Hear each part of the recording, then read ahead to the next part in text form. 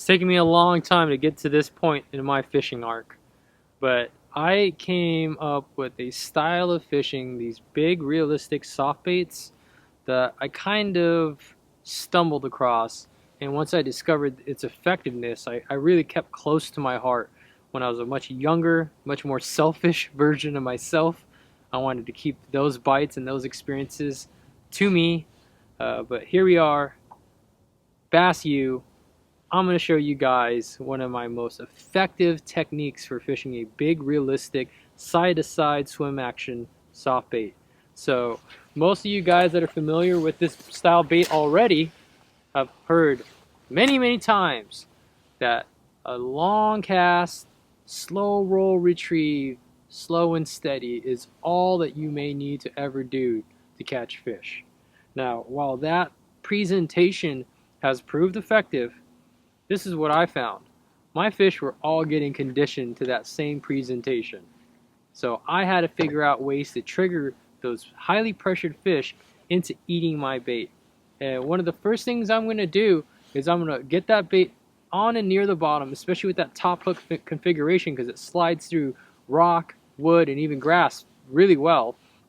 And I'm going to want a bottom contact as much as I can. But go back to your crankbait fishing. When do most of your bites occur?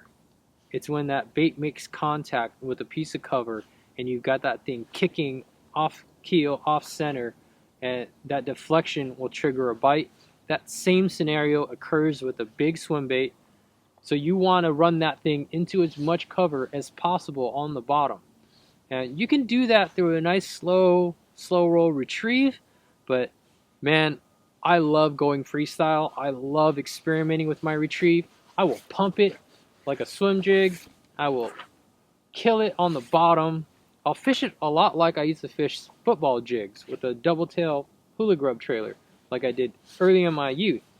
And really just mix it up. And I'll lift it off the bottom. All right, I'll let that bait sink. Wind, pop it up high. Get that bait to shoot up. Sometimes the fish is nose down on that bait, and that flight mechanism can be a trigger mechanism as well. All right, fight or flight on the bait side. Oh, I got to get this bait before it shoots out of my strike range on the largemouth side, or smallmouth side, or musky side, or whatever it may be. So don't be afraid to experiment with trying a bunch of wild things. One of the stories that really resonates with me as a young adult big bait angler, we were actually mocking a video that my buddy and I had watched, and my man, big shout out to Bill Simato, was talking about how directional change can be a trigger to get some of these fish to bite.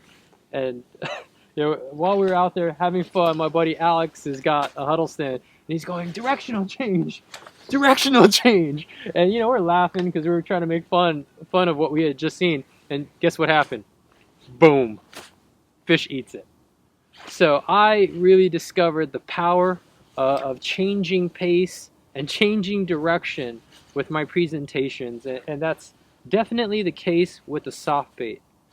All right, and if you guys have exhausted those options, here's my best kept secret. This bait. And the information Bass University provides isn't your basic run-of-the-mill fishing video. This is specific information from A to Z to help you learn, get to the water, and become a better angler quickly.